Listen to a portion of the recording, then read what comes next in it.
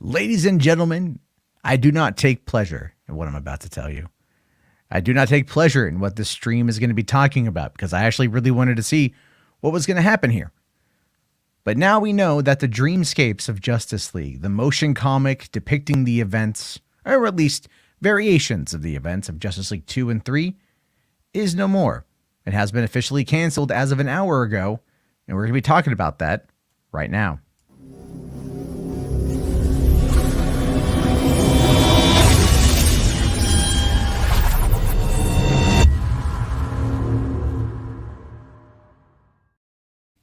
Hey everyone, how you guys doing? Welcome to the show. Today, of course, is Sunday, July 18th, 2021. Been an interesting day, that is for certain. I know that the subject matter that I'm going to be talking about tonight has been one that I've covered a couple times over the span of the last week, especially last night, less than 24 hours ago. Resident Justice and I decided to take a look at the accusations of tracing. People like Jim Lee and other high-profile DC artists in regards to the Zack Snyder's Justice League motion comic, the dreamscapes of Justice League, whatever it is you want to call it. And, of course, it's tragic because it has been canceled. Eddie here says, wait, it's canceled entirely? Yes, Eddie, it's canceled entirely. Lord Slug here says, blame Matt Jarbo. He killed the motion comic, all part of his plan. That's not true at all. Lord Slug, you bastard. Simon section here, $5. Thank you, Simon. Says, was watching Fear Street, but oh no, your notification came up. I'm in. Appreciate you coming on in, Simon. I don't think it's something necessarily to celebrate. A lot of people definitely put in a lot of effort into this, and they're definitely not happy today. And it completely makes sense. People who put time and effort into art, having that artwork taken away, or that project canceled is never going to feel good. I know I've made a second feature film that is never going to see the light of day. We shot it 10 years ago. It's never going to see the light of day. And I like the story and I really wanted to share it, but there's nothing I can do about that. You have to just kind of suck it up, learn your lessons and move on with your life. But the thing with this particular situation, the reason why it's so fascinating is because, quite frankly, it had no other ability than there was never going to be another pathway other than cancellation. Like there just never was. A lot of this kind of stuff you could see from the outset that there was mistrust within the community based upon who was in charge. And I've talked about this before as well, looking here at the description of the motion comic title reveal, right? The 10-second teaser here from Lightcast. Now it says here, directed by Matthew Miranda and Maroof Hussain, edited by Matthew Miranda, be Lightcast himself. Now it does say here, Zack Snyder's original Justice League 2 storyboards are brought to life in a full motion comic film with new original art by Mariano D. Venezia and VFX artist Luis Bedregal.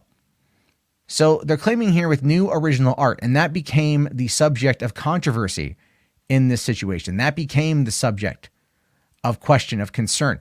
Why is it that the artwork became an issue? Well, as we talked about last night, there's the accusations of tracing. So I woke up this morning and I was tossed this link. Screen Rant, of all places, had in fact written about this, saying Justice League 2 motion comic fan project caught tracing art from other artists. Now, you could argue that the wording of the headline is a bit hyperbolic. Ryan Zieverfett, who was one of the artists, did, claim to have been inspired by Jim Lee's work in order to create Superman for a shot. But what you have here is you've got this shot right here as well. Different enough, I guess, but still pretty much the same pose, pretty much the same look, pretty much the same. And these are the reasons why there are the accusations that there are, and these are the reasons why that people are responding the way that they are to it. This whole article goes through a lot of it talks about the whole situation. Now, originally, there was a bit of a screw up in the article that I do want to address. The article, and this is what kind of brought my attention to it today, because I wasn't going to talk about this. I had posted my video about the tracing accusations. We had talked about it. That was that. But I happened to see a guy clip out a screenshot from this article where they had talked about there was what they say here. They said something about the financial benefit, right? Like financial gains off of this. And that's what got a lot of people really, really, really going, wait, what are you doing? What are you guys talking about here? Because this is supposed to be a non-profit, right? There's not supposed to be any kind of money exchanging hands, no cash whatsoever. And that is what they said. And I believe that's the case. And I still right now even believe that's the case. But the article itself, and I'm trying to find the image. I do apologize. I don't know what the hell happened to it. The image, yeah, I can't find it. I'll have to go and look real quick. On my Twitter. I'll have to bring it up on my Twitter. I'm sorry, guys. The image himself says here that when it came to what people were going to get out of this project, there was going to be, again, financial compensation. I do apologize for the delay in getting this one to you guys. This is what the article had said. The project itself is not for profit and will instead raise funds to support both the Restore the Snyderverse movement and the American Foundation for Suicide Prevention in honor of Snyder's daughter, Autumn. Now, look, that's obviously not accurate. I don't know about the intent of Nico, the writer from Screen Rant, whether or not that was an honest mistake or a misinterpretation. I don't know where they got this information from. And that is something that caught my attention. And that is something that I reached out to Nicotina, Andre, who is listed as the executive producer. In fact, he is listed here as executive producers Andre Fernandez, Maruf Hussein, and Matthew Miranda. So Andre Fernandez is Nicotina, the Nicotina show. Nicotina is a good guy with a great heart. And I like Nicotina quite a bit. So I reached out to him, or I tagged him on Twitter about it. And, we talked for a second, but I asked him to come on tonight to talk about the project with me. He did refuse. And I understand why. I get it. But everything at that point had basically just kind of started to fall apart. And, it is a shame. But when you start looking at like what was being said, at least by Matthew Miranda Lightcast, you can kind of start to see what was going on. So just to kind of bring this one over to the next thing here. So Lightcast, this is his comment yesterday. We did talk about this. You've got Lightcast here saying, we've seen a few concerns re Justice League motion comic art, which, by the way, there's a hashtag for this, right? It is hashtag Justice League motion comic. He didn't use it, which is very telling, in my opinion. Why wasn't it used? You're trying to get the word out. You've been using this hashtag. All the outlets that ran articles talking about this motion comic last week, this motion comic, that is its tag. Why aren't you using it? If it's a character limit on YouTube, you can, or on Twitter, just make another tweet. You know what I mean? So it's kind of, I find that to be a little sus as a way of kind of mitigating and managing damage. Now he says here, some of our artwork is inspired by the drawings of Jim Lee, Jason Fabuk, and Ivan Reis. Most of the drawings you'll see on this project will be 100% newly created original art, and we're very excited for y'all to see it. You've only seen 1%. To which case, I've seen somebody say back to that 1% was stolen art, which I don't necessarily agree with, but I can see why they would say something like that.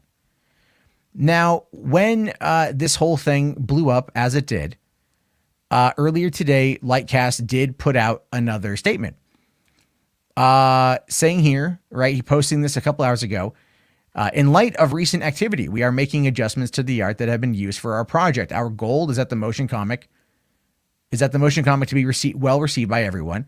We all care deeply about the property and talent involved. We want to thank everyone for their input, both positive and negative, and cannot wait for you to view and experience the dreamscapes of the Justice League as we envisioned. This project is nonprofit and is designed to raise funds for AFSP and help build awareness for hashtag Restore the Snyderverse. We have reviewed your concerns, and the visual goal of this project is to pay homage to the wonderful artists that are part of the DC world. To give clarity on what that means, there are 12 parts to this motion comic, and each part will have different art flow to show the diversity of the DC world and the amazing art that is created from passionate fans. We will have a full cast of artists devoting their time to working on this nonprofit project. The art that has been shared has only been 1% of a part of this project, and we are excited for y'all to see the final product that will come out later this year. Okay, cool. Right? They're making adjustments. That's taking some responsibility, but there's still, look, this comes across as a massive, massive, massive non-apology, right? It's a non-apology. It is a deflection, something that sounds like it was written by someone in legal. But I get it. You want to come out, you want to address it. There's a thread on Reddit about it, on the DC Cinematic subreddit with 260 or 236,000 subs or something like that. You've got people on Twitter talking about it, Screen Rant writing an article about it. People like Casey Walsh at the Geeks Worldwide, who do not like Lightcast and the Cultured Nerd, are talking about it, which means that this is spreading behind the scenes. Okay? It's spreading behind the scenes. There's no two ways about it. This literally hit the proverbial fan yesterday, which is why I find it to be fascinating that his original post here is saying like nothing, this is not damaging really. This is just, I'm sorry you feel this way, but, and this is a very egotistical take to make, which is entirely Lightcast. If you know anything about Lightcast, this is a kind of what you're going to get out of Matthew Miranda. You're going to get this kind of narcissism and ego. And that is ultimately what I think kind of led to this downfall. Because as the afternoon progressed and a lot of people were talking about this and a lot of people were discussing this, you see some Wonder Meg here at 1:54 p.m. says, for transparency, I'm no longer a member of the voice cast for the Justice League motion comic. Please refer to those in charge of the project for any questions. Good luck. Great. Perfect way to end it. Totally understandable. Meg has been put in a bad position. Liz Wonder also came out and said, as of last night, I'm no longer involved in the motion comic. This is a personal choice I wish to not elaborate on. And so that's, there we go. And this is at 5:44 p.m. So this is about 24 hours after she initially left. So right around the time this particular response was put out there and the accusations were made. Now, what I find to be fascinating about this is looking at the information of the people who came out and left the project were the two women that were publicly named as being involved. Whereas what I saw coming out of some of the other guys in the project were, no, don't worry about it. It will be fine. Well, clearly that's not the case. And even on the case of Lightcast, where you've got one of his co-hosts here, or one of his hosts, Josh Morales, saying, as of now, I will no longer host the Lightcast pod and have officially departed the brand. No podcasting plans at the moment, but he's going to be doing some stuff over on Ubisoft, and he said this at 4:19 p.m. So you can really see at this particular point that a lot of people are, in fact, starting to jump ship. I mean, there's no real two ways about it. You can call that harsh. And that's fine, but that is the way that it is realistically going about. That is what the perception is. That is what the reality is. People are leaving. And other people are straight just pulling their support because of how it looked.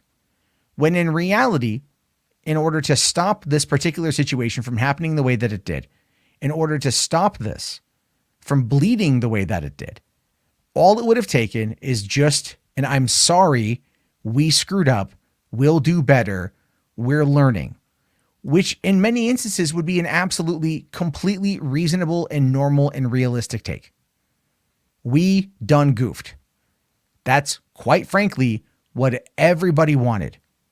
What we got was, I'm sorry you feel this way, ... but ... Zero accountability, zero responsibility, and you can see why people were very much against it. Now, Eddie Evolution here says, Has Matt Miranda become Toby Emmerich? No, not yet. No, not yet. No. That's cold-blooded. that's cold-blooded, dude. No. But you can start to see a pattern here. People were talking about this. People were very much, wanting to see it. They liked the artwork. They liked the passion involved. But it felt like, from an outsider, it felt like there is poor management, poor leadership. And I even told Nicotina that he should come out and address this tonight. And it doesn't have to be with me, but he is listed as the executive producer, which means that this project is his baby. This project is something that he's overseeing. And he should, there should be some kind of, get out in front of this thing. If you really wanted it to be a thing, you got to get out in front of it. And all people were asking was just to say, we done goofed. Our bad. We got ahead of ourselves, blah, blah, blah. That's one way of looking at it. That's my way of looking at it. You can think totally different. That's entirely fine. Now, Min here does say, this tends to happen with these fan projects. No matter how much heart you have to properly manage it, which is true. And there are people out there that are saying that they did get permission from Jim Lee, speculating heavily. That, of course, would be Prime made that comment that they got permission from Jim Lee. I don't know if that's true, but I don't believe so. In these kind of projects, you don't generally need permission if they're fan projects. Generally, what happens is you start working on them under the guidelines that have already been previously established. Like you're within the realm of this is a fan project. There is no money changing hands. But clearly there was enough today that caused a bit of a stink. And I can't help but wonder if they did. And I'm sure they were trying to dot their I's and cross their T's. And I'm not saying they're trying to do anything illegal here. I don't think so. But I think they just got ahead of themselves. And I'm wondering, did Warner Brothers reach out today and shut them down? Did they request permission and then start working on the project before getting it? These are things I don't have the answer to, but I'm merely speculating because this is how I operate. I ask the kind of questions like this. You guys who follow me enough, you guys know this is what I do. I will ask these questions. Now, Simon here says, $5, thank you. Says, what I'm hearing is that you can pay homage, but you have to wet someone's beak. No. You can pay homage and you cannot get paid. That is kind of the whole point, is that you cannot get paid. Now, and then Eddie here makes a great point here. Even if they got permission from Jim Lee, wouldn't Jim himself have come out and said something? But here's the thing. Jim Lee doesn't own the intellectual property rights to those characters. He might have drawn them, but he does not own the intellectual property rights to them. So they would have to gone through DC Comics or something along those lines. Even Zack Snyder himself would not own the intellectual property rights to those characters. So if they did go about this through legal means, which someone on Reddit did say that Matthew from Lightcast had said that they had talked to a lawyer, in which case I asked the question, well, if you're putting out billable hours with an attorney, then is this thing being funded by someone? Because otherwise you're just spending money. Where is this coming from? So it's definitely something that is kind of fascinating. Now getting back to it right now. We do have an update. This is actually as of an hour ago. Matthew posted this on Twitter saying it comes with a heavy heart that we have to announce that the Dreamscapes of Justice League in Motion comic has been officially canceled. As fans of the Snyderverse, we and a group of fans took it upon ourselves to see a continuation of the canceled story of Justice League come to life. With the involvement of actors, artists, musicians, and many others, we all agreed to give our talents and time for free to achieve this goal and support the AFSP charity at the same time. What we did not foresee was a general uneasiness about the project from the general public and some rare targeted harassment towards members of the team. And the countless legalities we've dealt with, and ultimately our own mistakes on certain parts of the project. We sincerely apologize to those of you who supported us along the way, and we acknowledge our shortcomings as highlighted by others. All work on the project has been ceased immediately, with all parties involved agreeing it is for the best. Many thanks to those supporters who held us accountable in our faults. Now, look, so that's good. That there is accountability there. There's responsibility there. Is it perfect? No. Is it enough to effectively maybe stop the bleeding a little bit? Yeah. Yeah, I'd say that. I'd say it's enough to get people to acknowledge that it's over and to not like, call for blood, I guess. But had they been raising funds to do this, it might have been a different story. And I'm glad they weren't. And I am sorry that it's over. I'm critical of it 100% because I don't like the guy directing it. But at the same time, the artwork I wanted to see, the story I wanted to see, things along those lines. And what I really wanted to see, I'll be honest with you guys, what I really wanted to see, what would have been really funny is because there's been, again, longstanding rumors and accusations that Lightcast and the Cultured Nerd have manufactured scoops. And that had never come true. And they've been called out multiple times on Twitter and Reddit and YouTube. And to see if those would have made their way into the story somehow. That's what I was most hoping for. I was really waiting for that to see if they would have done it. Because honestly, it's a smart play. It's a smart move. I probably would have done it myself. Oh no, this would have been pretty cool. Let's add that in there. That's still a story. But at the same time, obviously, this is one of those things where the biggest killer of this project 100% is transparency or a lack thereof. They probably announced it too early. If they would have announced it with a trailer, if they would have announced it with more to show, it probably would have been better received than it was. It kind of felt like a bit of a slapdash Kickstarter idea that wasn't seeking any money, so that's good. But to say that they were going to have it done by Q3, and we're already in Q3 or almost in Q3, So it's kind of weird on that front to have a motion comic done in just a couple months, whether it is, what's, I'm just wondering here. So my take on it is it sucks that it's over. I feel bad for everyone involved who donated their time and it got wrapped up in all this whole thing. But the thing I kind of want to touch on here is, what he says here is what we did not foresee was a general uneasiness about the project from the general public. I don't know if the general public gave a shit. I'm just going to be honest with you guys. I don't think the general public gave a shit. They didn't care. There was people talking about it a week and a half ago. It ran some articles. There were some people that were on Twitter that didn't like some of the people involved, and they were trying to talk a lot of crap. Ray Porter came out and said that he had done something, he had done this without naming what it was, but that there was harassment aimed at him, which is unfortunate because Ray seems like just like the sweetest guy. So that's something there, there are elements there that I think they could have better prepared for, and they would have been able to better manage or mitigate. Obviously not talking about harassment because that is unacceptable across the board. But then they say, in the countless legalities we've dealt with. Okay. Like what legalities?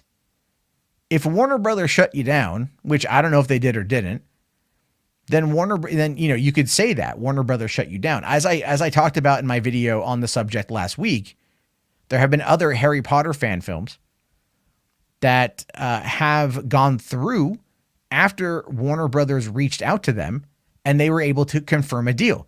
I figured if that was the case on this is the exact same thing would have happened. But it kind of feels like they might have gotten a bit ahead of themselves or really screwed up somewhere. But if I have to be honest with you guys here, I think here's what I think happened. What I think happened is simply this. I think the people involved were not ready for this kind of backlash. I think that they probably all got cold feet and realized it wasn't worth it. Or it's possible that once Henry Lennox and Ray Porter backed out, if they did back out, there goes your main stars. You can sit there and argue for Richard Citrone and Christina Wren all you want. You can do that all you want, but at the same time, it's very much that whole notion of it is what it is, it's unfortunate. Let's see. Well, then, but also I think what is it really that there's trust that was the damage. Now, Neon Sci-Fi here says the Tracegate scandal would have ruined the project regardless of how far they gotten. I mean, entirely possible. Entirely possible. Roosevelt here says nobody cares about this shit. Only the Snyder fans care about this. Yeah, I agree with you as well. Adam says here, as a member of the general public, I didn't give 100 shits. Again, I don't think a lot of people in the general public were uneasy about it. So Resident Justice here says, what happens next for Ray Porter and Henry Lennox? I can't imagine they're happy, though. This means you're never going to probably have them pop up once again on there. But you can go to cameo.com/darkside and pay Ray Porter for a Darkside cameo. He'll say what you want him to say for, I don't know what he's charging over there, but you can go do that. And the thing is, they'll get other jobs. But I look, here's the thing with this, and I have a friend who I'm going to bring in here in a second, but I just want to say, in my opinion, when it came to this concept in regards to trying to push for the restoration of the Snyderverse, this was kind of the last big push. Because this was a fan-led movement to see the story completed in the only way we know how to complete it, which is what was shown to us at an event in Dallas a few months ago. That's it. Now that that's done, that's over with. There's no real ammo left. So, you know what? Rebel Moon, Army of the Dead, we all got that. So, anyway. Harry Lennox is playing Aquaman. That's cool. All right, so let's... I have a feeling it's going to be interesting. Mad Max the Mandalorian, everybody. Oh, no, I'm not going to go hot or anything. I think this was one of the best things going in the Snyder fandom right now, so that's why I'm so disappointed that it's not going to happen. My heart goes out to people that I know. I feel I know their intentions were good. At least my close friends I know. And I know they with everything in their heart, they want to see it continue whatever form it can be. So Zach kind of made it as a joke, like maybe we could put a fan film together. This is sort of in that route.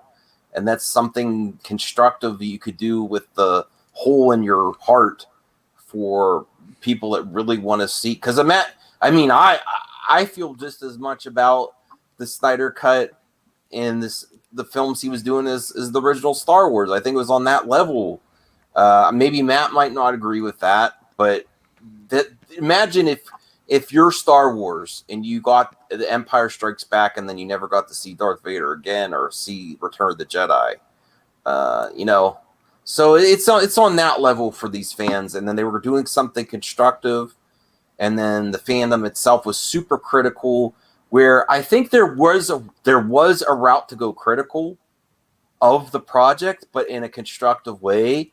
Instead of mocking the people involved, it would have been really nice, us united, and I do believe that Zach wanted that to be a real thing, us united, say, hey, you know what? Is this a little bit too close to the source material or the source artists that it could cause a problem or can cause people to not be confident in the project? There's a good way to do it, and unfortunately, former friends within the fandom did not do it in a constructive way, but mocked people that are involved, and that's not cool.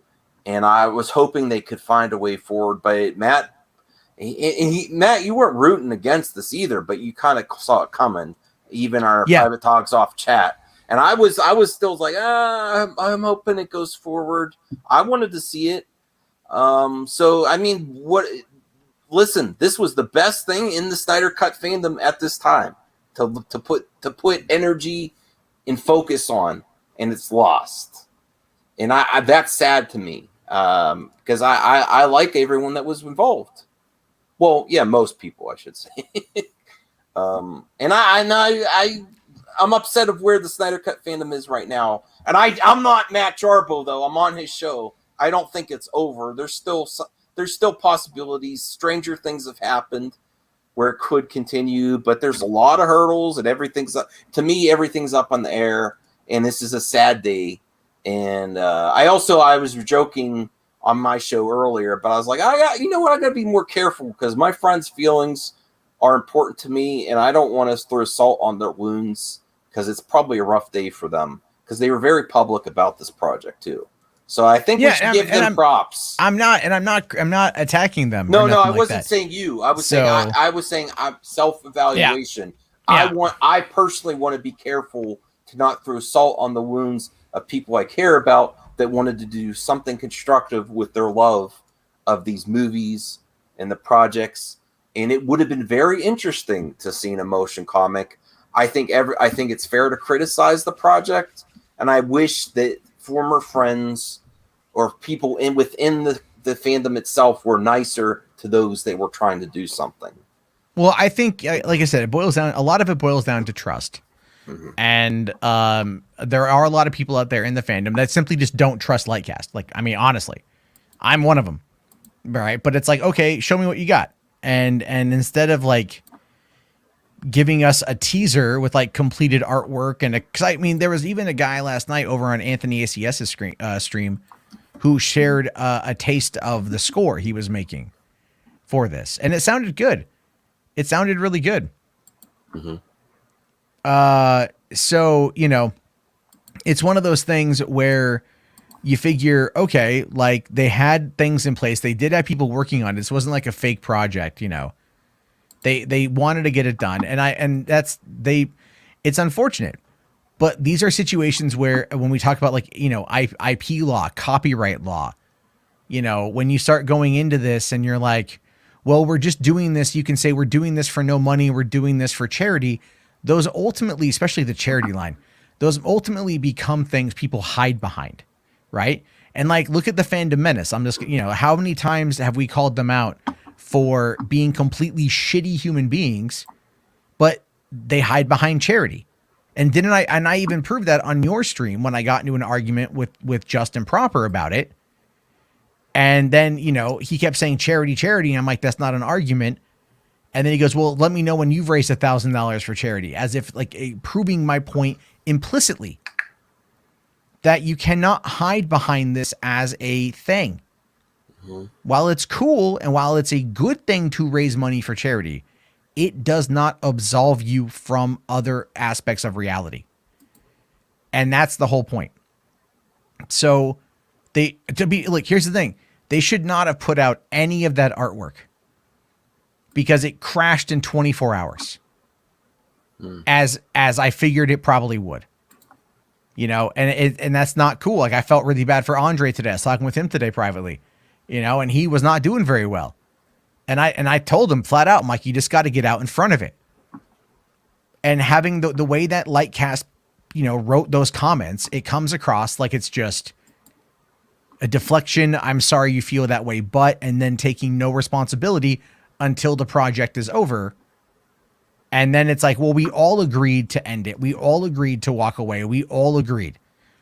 You're the face of the project. You're the leader of the project. These people were working under your direction, which means you are the person who has to take the responsibility for the fuck up. And he's not taking any responsibility. Not culpable responsibility. And that's my biggest problem. Because it's like he's leaving, you know, that statement says to me that even though maybe Dawson and Anthony and Ryan and, you know, like Liz and Meg or whoever else is, you know, involved overall, it's kind of leaving them out to dry. Kind of passing the buck. Well, it was a cumulative agreement. We all agreed to it.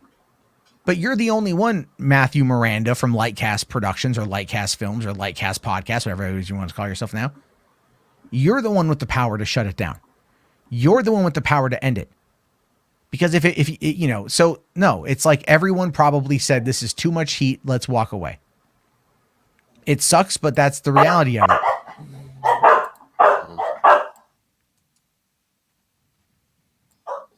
So there's great stuff happening with The Rock and The Flash.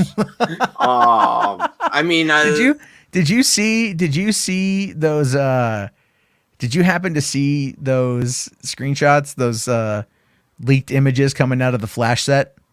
I tried not to. Oh yeah, I did. You'll have to send them to me because I was afraid to share them because I heard them striking videos with some of the leaks. Yeah, I showed them last night, but it was at the end of my stream, at the end of 2 hours. So I showed at the end of it, and they did nothing about it. Here's the thing with those leaks, dude. Those totally came from within Warner Brothers. They like I said this before. Remember when they had like the? Oh yeah, no, it's absolutely free advertising. Like that was the whole point.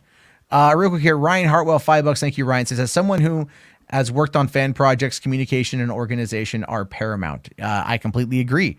And all people were asking for was just transparency from Lightcast. And they didn't get it. They just didn't get it. And that was the whole thing. That again, the buck stops with him.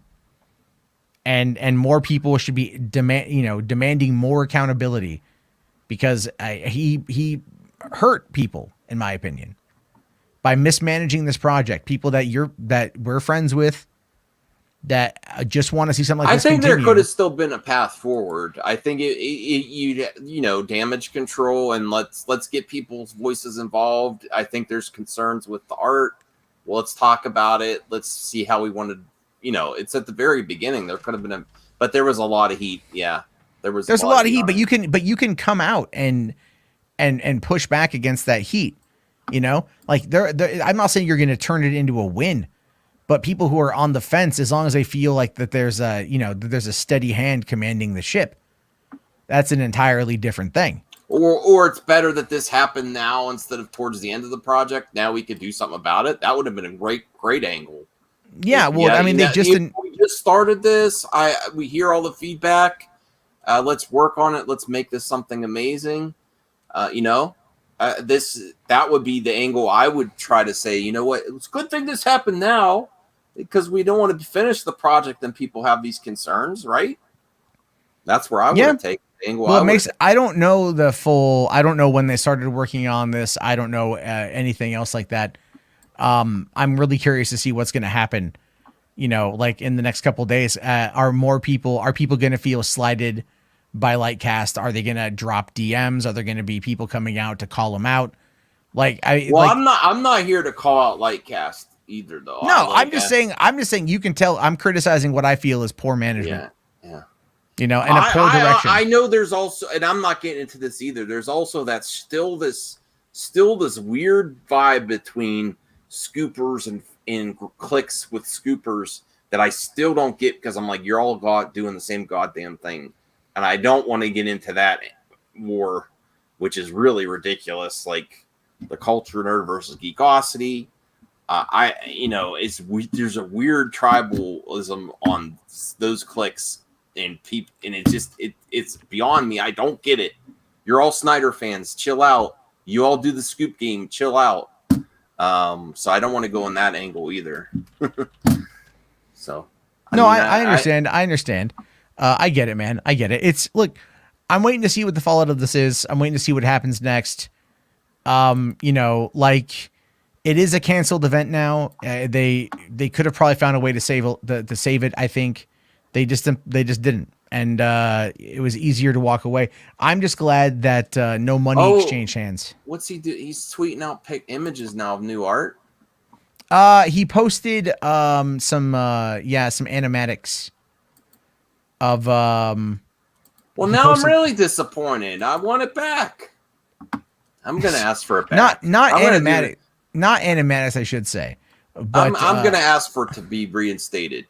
I'm going to start that campaign. Okay. Look, that looks cool. Yeah. That looks like the Joker. This looks like that guy that they wanted to, or no, the Riddler. Yeah. Okay. That looks I think Dawson. Yeah, it's the Simon Fowler guy. Yeah. Which is, oh my God, it's so funny. I'm retweeting this. This looks amazing. Please reconsider. Look. Look, live. Yeah, I think Dawson drew that. That looks like a Dawson drawing. Nerdy in many ways. So I think it's There's too Nimwa. many It's nerdy. Nimwa. Oh, that's right. Yeah. There you go. Please retweet this. Everyone watching.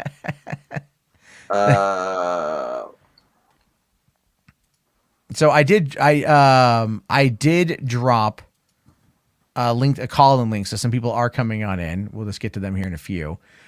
Real quick, I just want to say, Ryan, I totally went to go check my PO box today. They're closed on Sundays. Like, what the hell? It's so stupid. But anyway, I mean, like, and they have like scroll down. You may also want to close out your. Oh shit. Your. Yeah, you gotta watch out for that. You gotta watch out for them. One thing. You gotta watch out for them DMs, Max. You're gonna have Andy Signore's gonna make a video on you now. Oh God. What? There's that. You know what's worse is he's boring now. I don't even pay attention. I don't know. I don't pay attention. It's like, it is what it is. But anyway, now hold on. Ryan here does ask, I wonder how Enosh is going to react to this. Well, I can tell you, he's not happy about it. So, and I'm pretty sure he's watching right now, so he could come on if he wants to. But he's got the link. Hold on. Okay. I see you guys in the back room. I'll get you guys here in a few. Oh, this sucks. What? I'm really pissed off right now. Now, Lightcast is tweeting out all kinds of stuff related to the project. I'm really pissed. What are you pissed off at? Because I want it to happen. I'm gonna wake my wife up. Yeah, you're gonna wake your wife up, and then I'm gonna get blamed for it. No, she's gonna say, "What the hell are you doing down there? You're supposed to be doing other things than being on the internet." Don't you have tomorrow off? Yeah, but I want to. We're gonna go having like a couples day and go a few places. And I have to get ready for that instead of being on streams all night. I shouldn't be here. I'm not supposed to I shouldn't be here. I shouldn't be complaining about projects that are canceled. Yeah. Bring it back. I'm starting a campaign. Oh, okay. He's got to go to the bath.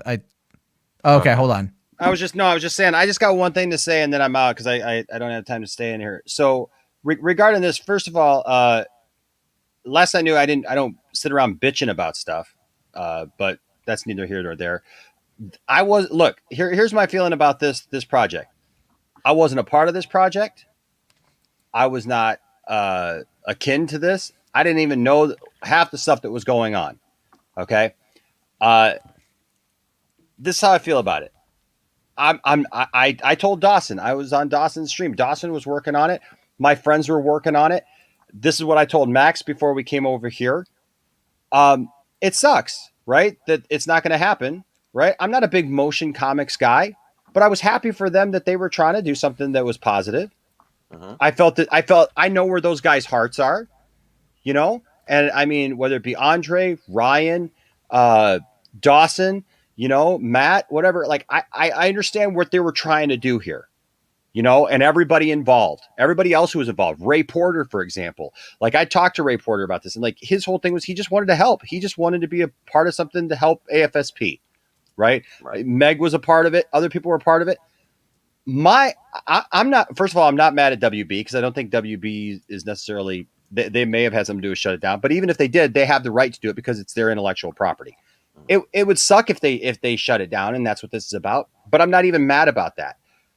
My heart goes out to my friends, right, who were working on this. Right. That's the only thing that I was saying. Like what I don't want to see, or what I hope doesn't happen, is people just pile on, because I agree that there's going to be people in the next day or two, like there's a lot of people who have a problem with Matt from Lightcast. Okay. And so the thing is my heart goes out to the people who don't have those beefs or those grievances, who put their heart in this, who are really trying to do something positive, who I don't want them to be hurt. Right. Okay. And they're all adults. I get all that, but they're still my friends, and I don't want them to go through anything because of it. So I'm not griping about it. I'm not super ticked about it. This was just something nice that fans were doing to do something positive, to raise awareness for AFSP, to keep it fresh in the minds of people, who want the Snyderverse to continue.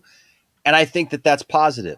I told Dawson today straight up, I'm not really a motion comics guy. I said, I'll probably watch it, you know, and I said, I'll watch it when it comes out. You know, it's not like I'm just like, I'll probably watch it. I'll watch it when it comes out, but it's not something that like I was just they like, had all kind of Easter eggs in there too. Cause that's like yeah, the guy they wanted to be Riddler, Scott yeah, Powell or something. yeah. So That like was good for them that they were trying to do something creative. You know what I have a problem with? I have a problem with the people who did bitch and moan about this for no good reason.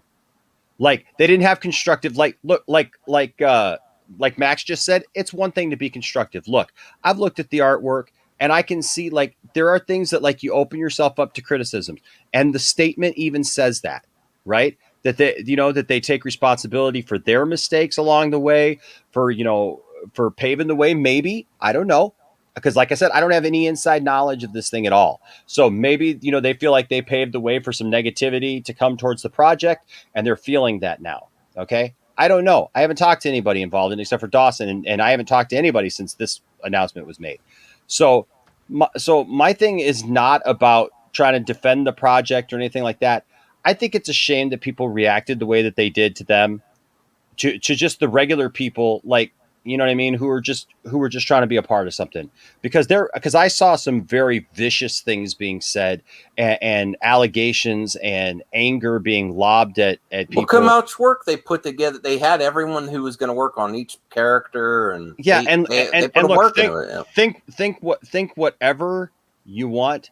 If you didn't want to see it, that's fine. If you had criticisms of it, look, anytime we make anything, I'm a musician. Anytime I write a song, I'm opening up myself to criticism. And I understand that. And for some people, you know what that does? That cripples them. It keeps them from ever singing a song, writing a song, drawing a picture, showing anybody their art, doing anything like that. It keeps them from doing anything because that fear that somebody's going to reject it or criticize it or whatever sometimes cripples people from being able to do it. Good on these people for being willing to put themselves out there. You know, people like Harry Lennox is involved. Ray Porter is involved. My friends, our friends that we stream with, these people, they were just trying to put themselves out there and do something positive. If you got criticisms of it, keep it constructive.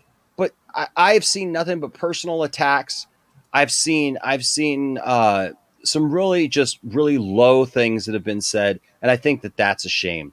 So I'm not here to bitch about it. I'm not here to complain about it. I'm here to just say, you know what? If you have a constructive thing, that's fine, but don't pile on, because I guarantee you right now, my friends, even a couple that I maybe haven't talked to in a while, they're hurting from this. Uh-huh. And you know what?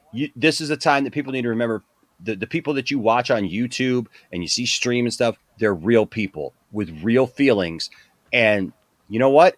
I'm sure that they're feeling disappointment. I'm sure they're feeling some embarrassment right now. I'm sure they're feeling the heat of that criticism.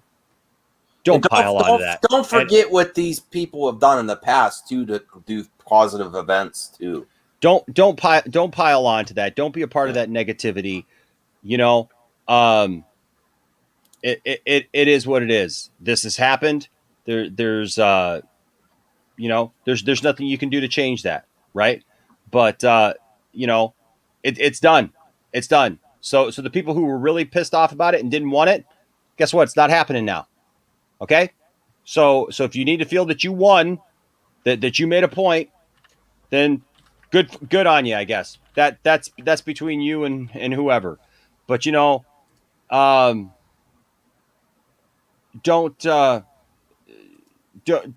just be vicious to people, because I don't think that anybody who was involved in this project, felt that way. And Adam, no, it's good. Yeah, no, I am passionate about stuff, and I appreciate that.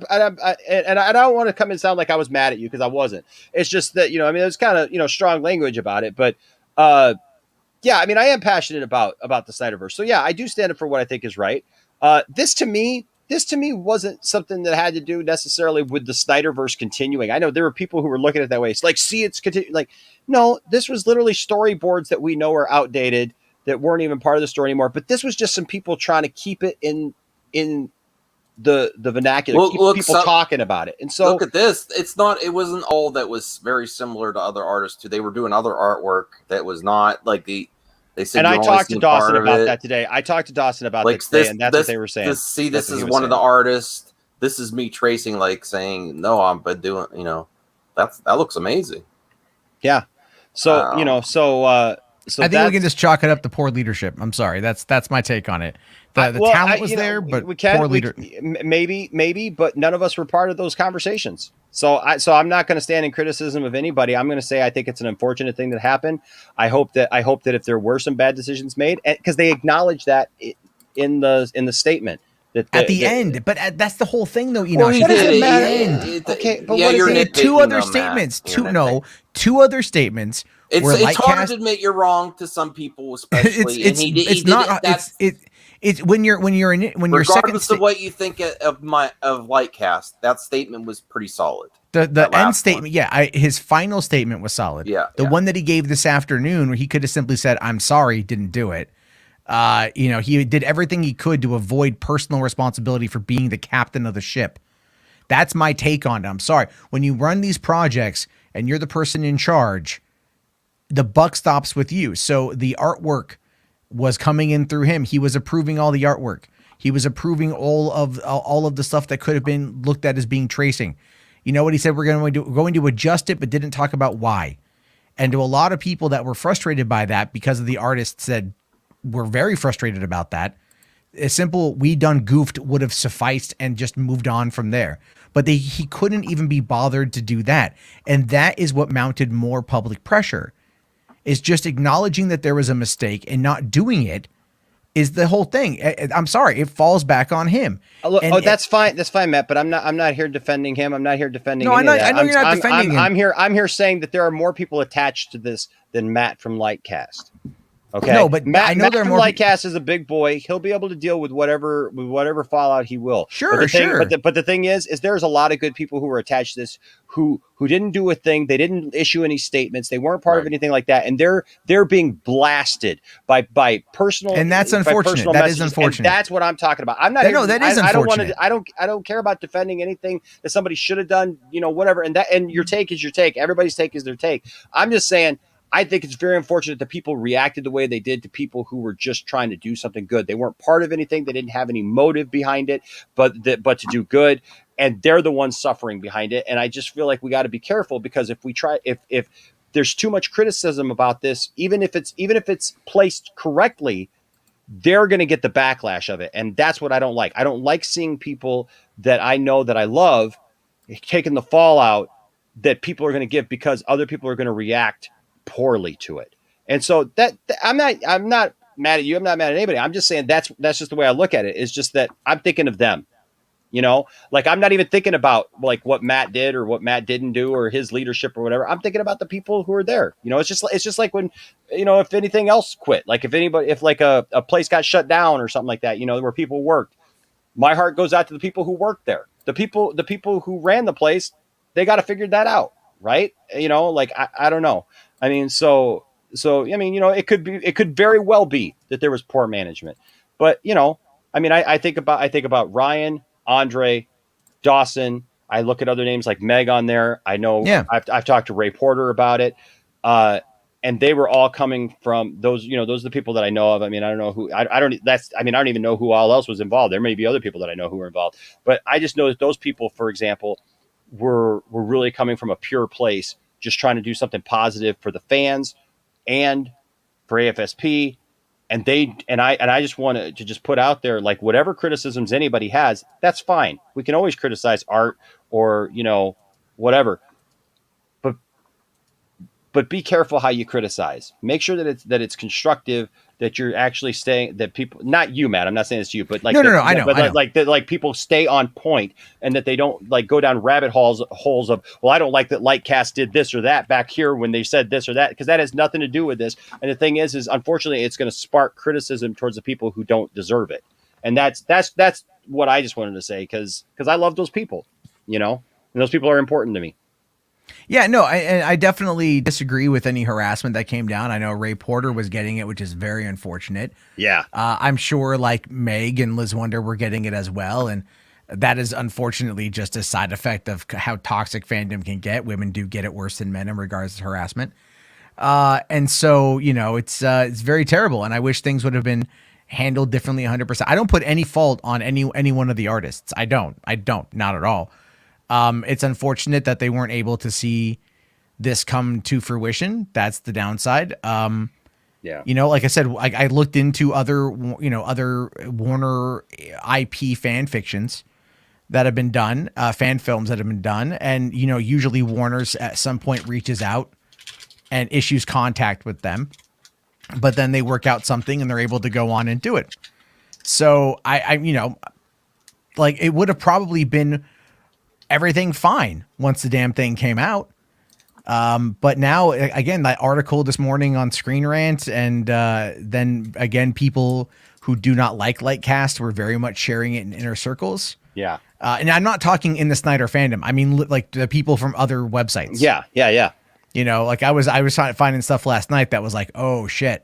And so that was probably a lot of mounting pressure and a lot of reaching out behind the scenes to try to throw a wrench in it.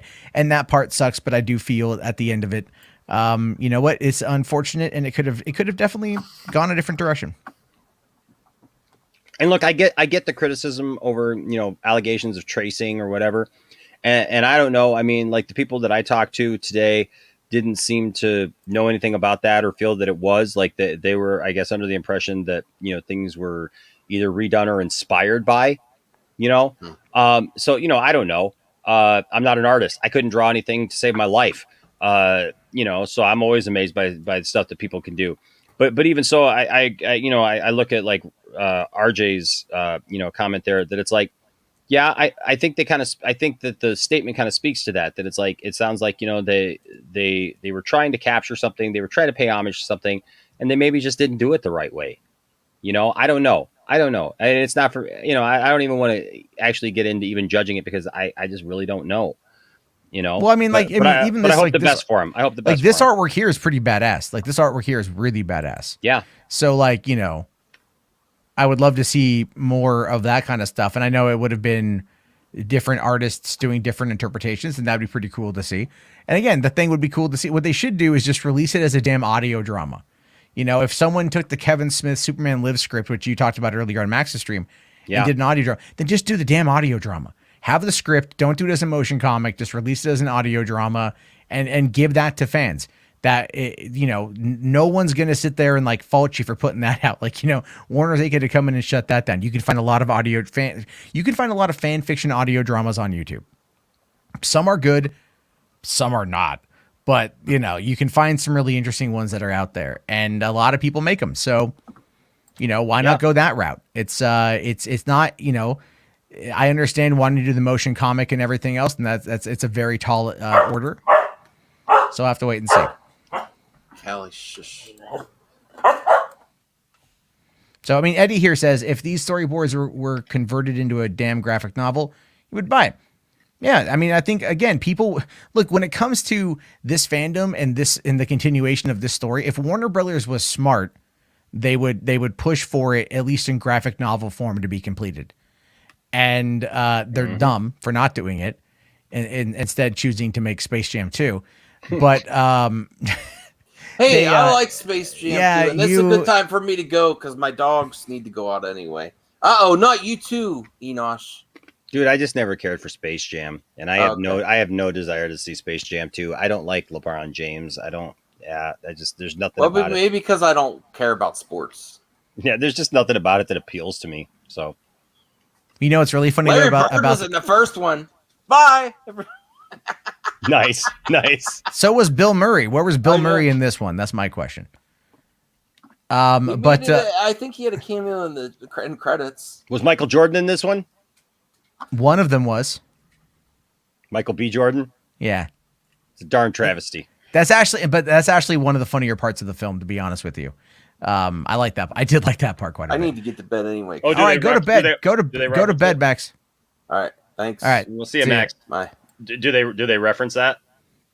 A little bit, yeah. They go, we're looking for Michael A. Jordan, and you got us Michael B. Jordan. And like, it was okay. It was okay. I thought that part was all right. The last half of the movie is not terrible, right? The last act of the film is not terrible, but like the lead up to that is pretty bad. My only thing that I'm even interested in seeing it is because I hear there's all these cameos and there's all these characters that are all together like in one big kind of like we talked about like Ready Player One. Yeah. And so that's the only thing that even gets me kind of interested, and thinking, oh, that might be interesting. Apparently Bill Murray was in the credits. As soon as it was over, I turned it off. I was like, I'm not going to wait. But I will say this though. It's the thing with the characters that you see is like, this is what I don't get is with all the wealth of properties that Warner Brothers has that they are talking about, in the basketball scene, all you see are like villains and bad guys,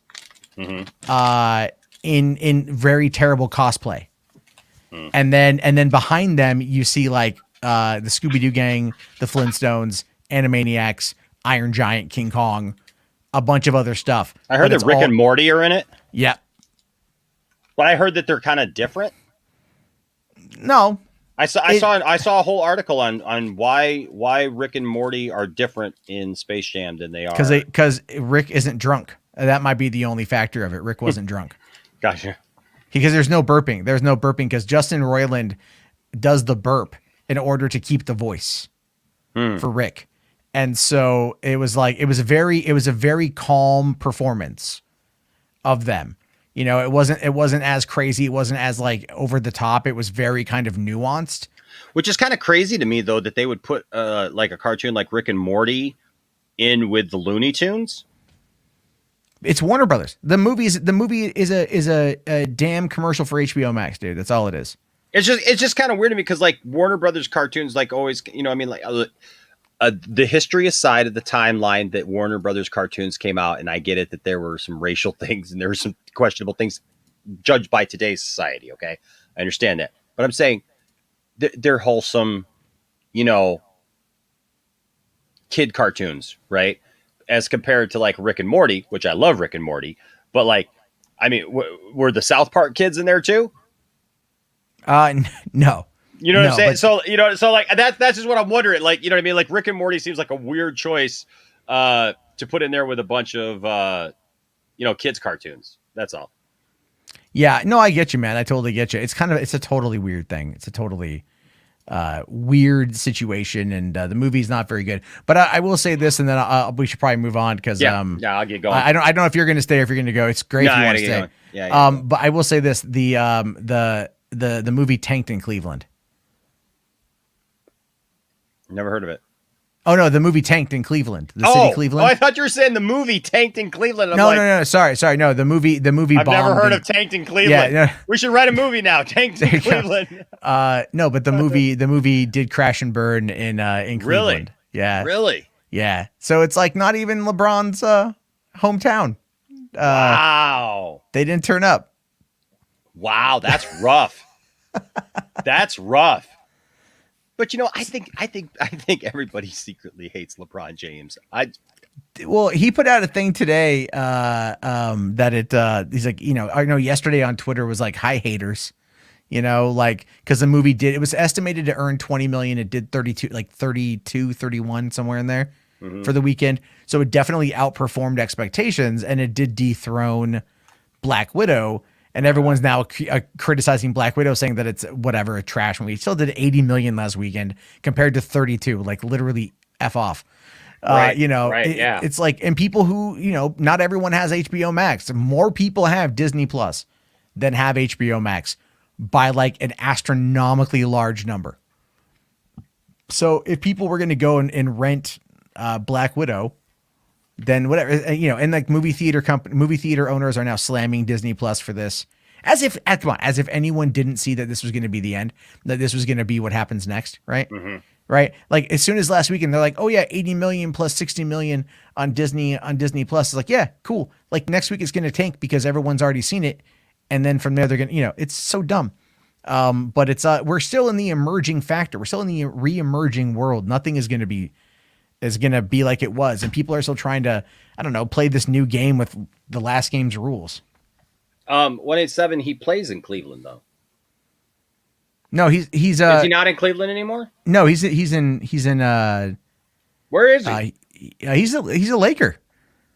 Is he a freaking Laker now? Yeah. He was in Cleveland. Like there's a joke in the movie. Screw LeBron. There's a joke in the movie. That's how much I care about LeBron. Like I lost him with all that. So you know what? Screw that. I'm gonna get my buddies together. I'm gonna go down to Orlando so I can win some championships and handpick a team to try to put it together. What do you think you are, the dream team? Like seriously. Did he win though? Nope. Okay.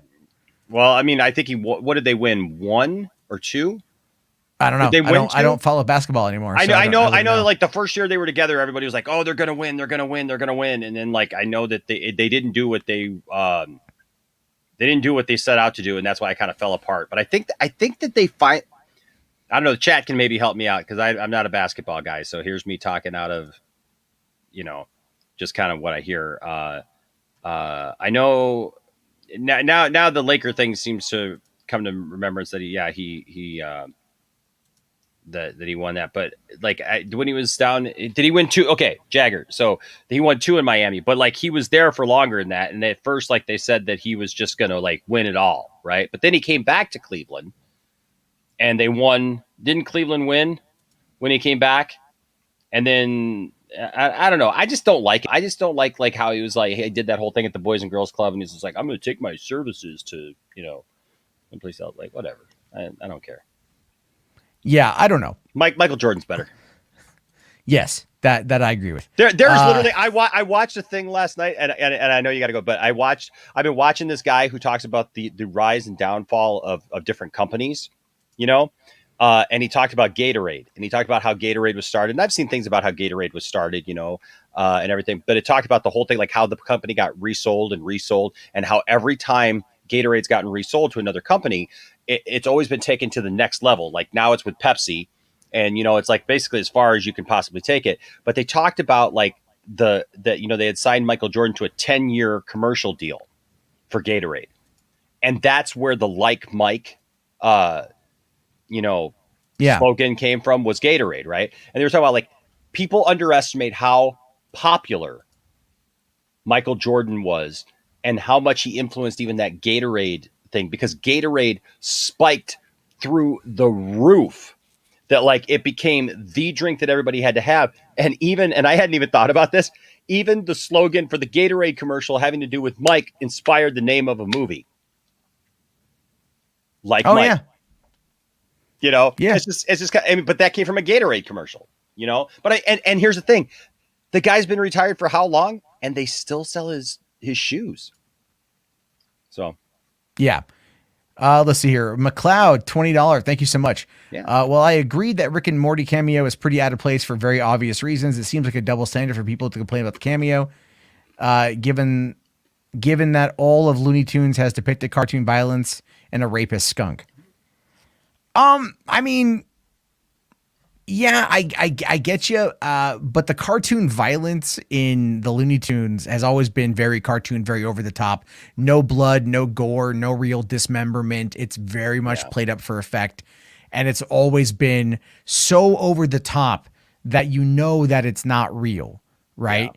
Yeah. Whereas in Rick and Morty, like in the first episode, they need to smuggle these plants through space customs, and he's like, all right, Morty, I'm gonna need you to take the seed. I'm gonna need you to shove it so far up your ass, Morty. Right. Just right up in your ass, Morty. And then like it's just like shoves this thing up his ass. Like this 13, 14-year-old kid gets this massive, like eggplant sized seed right up his bum. And it's like, that would not happen in Looney Tunes. And as for Pepe Le Pew, that's definitely sexual assault is on his docket. And, he needs to learn affirmative consent, but he still never won in the end. He always lost. So that was the other part of that message too, was like, no, you're going to lose. I get what you're saying, but I just don't see how I don't see the two as being as comparable as you're trying to make. How about the references, the multiple references to Game of Thrones? How many kids are going to watch HBO Max this weekend, watch Space Jam and go, oh, what's Game of Thrones? Oh, they have a dragon. Ooh, Game of Thrones, Westeros world. I'm going to give it a shot. First episode, incest. They had Game of Thrones on there. Yeah. Multiple times. They show, I don't give a shit about spoilers. But they show like, so at the beginning, the server, right, the Don Cheadle in his worst performance ever, right? Like literally the day after he gets nominated for an Emmy for being in 98 Seconds of Falcon and Winter Soldier, to where he goes, huh? He's in this, and it's the worst performance ever. He wants to do, like, they have the Warner 3000 algorithm, which is going to design. Okay, remember the episode of South Park with Osimo? Yeah. Yeah. Right. And they're just like, wait, a computer that generates ideas. And that's what they want to do, turn into movies, right? Adam Sandler falls in love with Adam Sandler. Right? Yes. This is the exact same thing. Really? The server, the Warner 3000 server, the algorithm creates ideas, but their idea this time is to digitize you and put you in the movie or whatever. So it starts off with digitizing LeBron as Mr. Freeze and him killing Batman. And then it goes into like, oh, but you can go to Game of Thrones and it shows like, LeBron is called Drogo, like flying a dragon, but it's all cartoon. It's not live action. It's all cartoon. Mm. And then even in the movie, they go to the Matrix, right? For like the Granny and Speedy. That's a rated R movie. Rick and Morty is very much rated R for a television show. They go and they find a couple more characters in the Mad Max Fury Road movie. That's another rated R movie, by the way. That's also just recently been taken off of HBO Max. And then they even do, they go to Casablanca, which is not rated R, but it's so old that even these kids' parents aren't going to know what the hell it is. Yeah. They go to Austin Powers and The Spy Who Shagged Me for Elmer Fudd and Sylvester the cat. Right? Like, it's just, they do the mini-me, they do the mini-me joke for Elmer Fudd. It wow. Like they just keep going to these like adult themed PGs. I mean, none of the cartoon worlds that they own. Why wasn't, where was like the Flintstones, the Jetsons, Scooby-Doo, Animaniacs, like these, they just put out the animated movie Scoob last year that they're now working on a sequel for. Why didn't they cross promote that? Why, it just looks like Ready Player LeBron. That's all it is. It's just, there's so much about this movie that is just frustrating to watch. And I know people out there like it. They're like, oh, it's like Max. Like, it's fun. It's not. When it gets to the final act of the movie and they're playing basketball, like, that's fun. But I told this to Max earlier tonight because he shot me a call. LeBron is not likable in the movie for the first, 80% of it. LeBron is not likable. He is a dickhead father who doesn't understand why his son is rebelling against him. And I told Max, I equated it the same way. I said, you know what? I said, I can't stand it when the protagonist is a dick and they're unlikable. Because if the whole point of watching a movie is to put myself in the main character's shoes, to empathize with them and go with them, don't make them unlikable. It's like Despicable Me, for example. I hate Despicable Me. The first one. It's terrible. It's a god-awful movie. Gru is unlikable for the first 95% of that film. But when they get to Despicable Me 2, and he's now the protagonist who's likable, that movie's way better. I love Despicable Me 2. And 3's a lot of fun, too. Cannot stand the first movie. Have tried multiple times to watch it. I would rather kill myself. I cannot stand that movie, but I like the sequels. Because the character is a better character, he's more relatable, and he's more enjoyable. Michael Jordan was not a dick in Space Jam. Yeah. And by the way, shout out to Carlos Chanter. Yeah, look, I mean, if you like LeBron, like everybody should be able to like what they like. Just for me, I've never liked LeBron. I've just always had an issue. But hey, it takes everybody, right? And I know there's people who love him. And Hetty says Jordan is just a dick in real life, though, which is probably true. Hey, as a still a better ball player, as a Pistons fan from that era, I agree with that sentiment. I'm not a big it's not that I'm all about Jordan either. So now, real quick here, Rational Skeptic here, $5, thank you. Says, could you read the new Flash leaks? Yeah, I'll take a look. If you, I'll go find them. I did see them pop up anyway. But then also Ryan here says Rick Sanchez is pretty unlikable. That is true. He is pretty unlikable. But I would argue that the world around him makes him unlikable. Like he is very much a dick, but there's something still endearing about him. and it takes a little bit of time to grow used to the character. You know what I mean? Like, we've had 5 seasons of Rick and Morty. We had one Despicable Me movie back in 2010, you know? So it's a little bit different. I see your point, but it's still a little bit on the different side. RJ here says Enosh is wrong. Hey, RJ, you got the link, motherfucker. Come on in. Wrong about what? Oh, I'm sorry. I wasn't looking at what did RJ say? What did RJ say? What that I'm wrong about what? I don't know what he says you're wrong about. Hold on here. Command unit 150. What is that? I don't know what currency that is. It's not. It's definitely. That's the visitors' currency from the 80s lizard people. No, I'm just kidding. I don't know what currency is that. Anyway, here. I don't know. So what let's talk I've about never seen that currency. I've never seen that symbol before in my life. I don't know is it crypto? I don't know what that is. Cryptocurrency? What currency is that? I mean, that's insane. Thank you though. Watch, it's only going to be like 86 cents, which some people do that occasionally. It's pretty funny. I know. Yeah, I have some too. I think it's rupee. Like you get this big number. It's like, hey, there's 150 rupee, and it's like a buck, which is fine. Like I don't care. I don't care. No, I appreciate everyone, but it's like I don't care. I just thought that was no. I think that's actually a relatively significant amount according to the behind the scenes here. Geez, thank you so much, man. Okay, so let's talk about a good movie here. Major Grom, Plague Doctor, is the best superhero movie in a while and is #1 on Netflix. What do you think? I've never heard of it. I've never heard of this movie before. It's the best. Major Grom, Plague Doctor. Hold on, what is this? Major Grom, Plague Doctor. It is a movie. It is a movie. Let's see. All right. This came out 2021. All right. So this is how it's titled, and it says this is the description.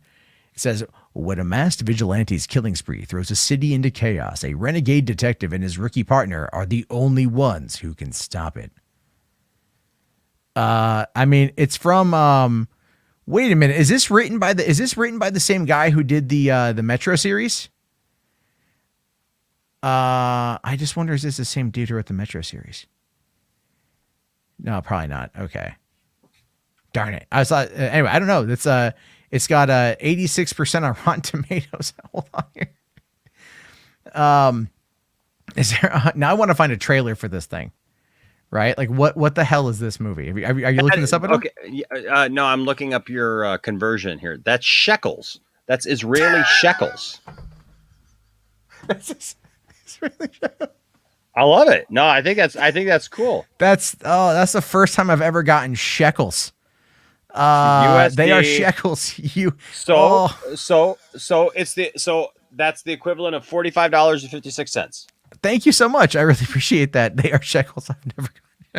I've never seen that currency, so I was curious. I was very curious. So. Careful, command unit. The Goyim no. Okay, it's some deep internet shit. Right there. Now I see they put it up there that they're shekels, but yeah, that's crazy. All right, real quick here. Let's see. McLeod here, $5. Thank you. Says never meant it realistically with the cartoon violence, and I meant more that Pepe was a sexual harasser. Went with rapist due to chap crack. Yeah, I get you, dude. I get you, man.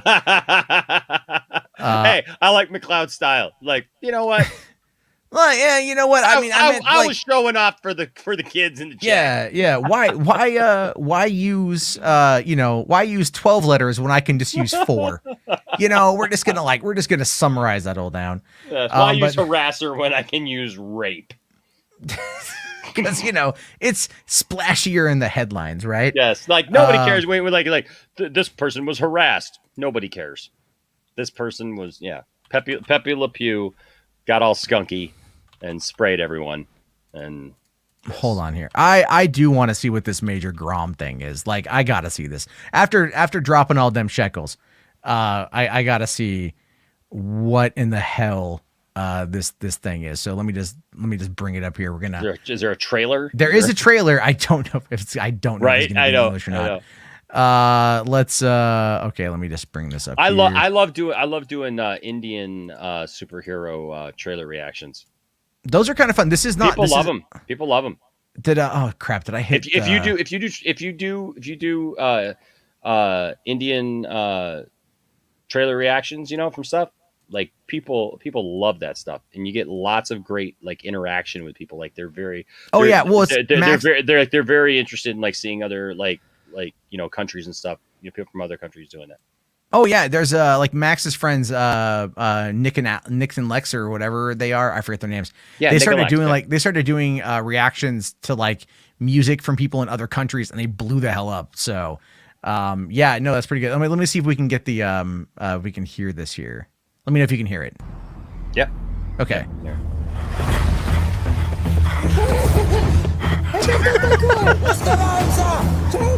Reminds me of Cuphead. A little bit. Жми на педаль.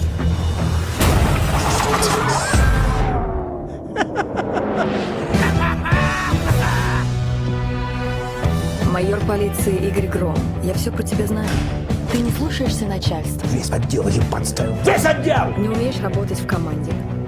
И никогда не решаешь вопросы мирным путем. Зато я добиваюсь результата. Смеешься? Богатеи, которым закон не писан, всегда остаются на свободе. И ты это прекрасно знаешь. Наш город пожирает тюрьма беззакония, но я выжгу эту заразу дотла. Ведь я чумной доктор. Я никогда с таким не сталкивался. Броня, огнеметы, а маска, будто сама смерть смотрит тебе в глаза.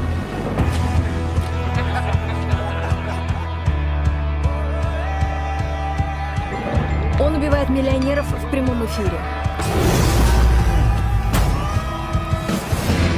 Его популярность растет с каждым новым видео. Люди считают его современным Робин Гудом. Я поймаю этого психа и покажу городу его истинное лицо.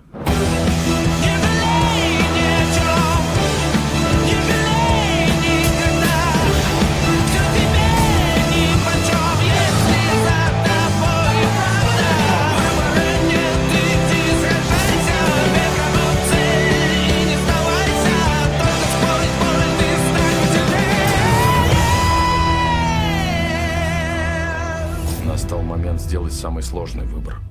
Was it just me, or did that look like a cross between what's his name who played Mysterio and I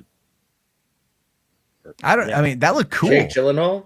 that one guy looked like a cross between like Jake Gyllenhaal and somebody else. I'm trying to think of who it was. That looked really cool. Roosevelt here says boring. Oh, shut up. Yeah, I don't know. It wasn't really my thing.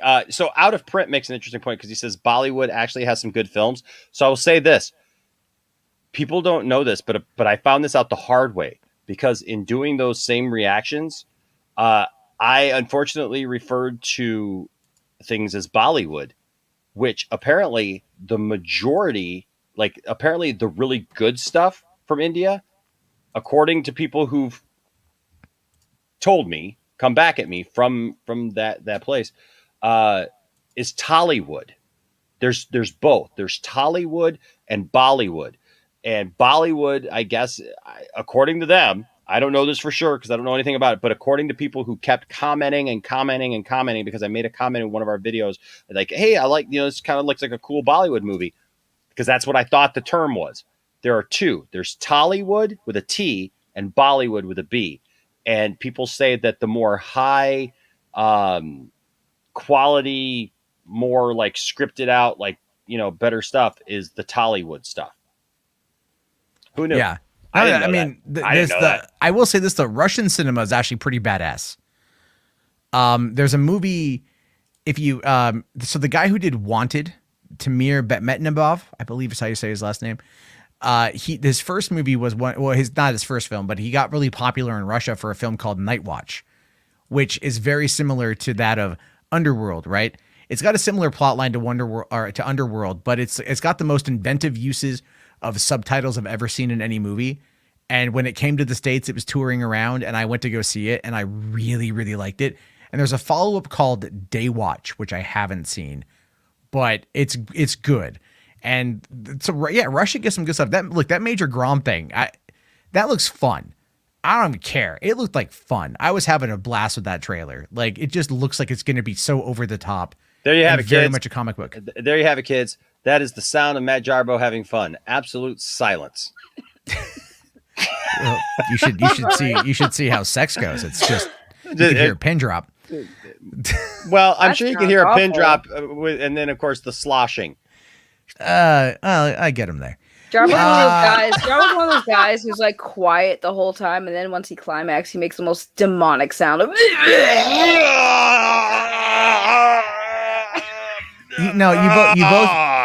both got it really wrong. It's a very guttural sound. It comes deep from within. Might be why I might have a hernia right now. So that's Lord. yeah. No, I discovered that earlier today. I was laying back on the couch. You came too hard, so you got a hernia. No. I didn't. No. From deep down inside. I don't know. Maybe. I mean, Gosh, I don't know. I don't know. You were really backed up, weren't you? It's been a while. No. I laid down on the couch to stretch out my back, and as I looked down, I saw I had this I guess bulge in my chest. I'm like, that doesn't look good, and it's kind of uncomfortable. So I have to don't go want to to clip you just saying I had this bulge. Did an alien pop out of your chest? you know what? That would have made more sense. I don't know what the hell's going on, so I have to go to the urgent care in the morning. In your chest? In my it's underneath my ribs. Yeah, like it's. Yeah. Okay. Yeah, it looks like it looks like my chest is like pressing in on itself, like it looks like my stomach is trying to give me a uniboob. You know, like, so that's the best way I can describe it. Very concerning. It is concerning. Old it is people concerning. Problems. I'm not even 40 yet. I broke my back. I looked it up, and apparently, did you lift something heavy? No, nothing too heavy recently. I mean, cases of water, but that's not a problem. Did you blow out your O-ring, bro? No, I haven't. No, I've taken some hardcores before, but lately it's. But I'm wondering if when I fell and broke my back, if that caused What? blowing out my O-ring, whatever.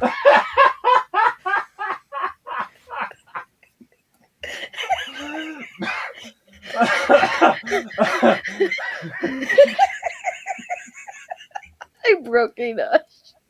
I don't even know what the hell's going on right now. Yeah, like blow out the O-ring. I didn't break the plunger, that's for certain.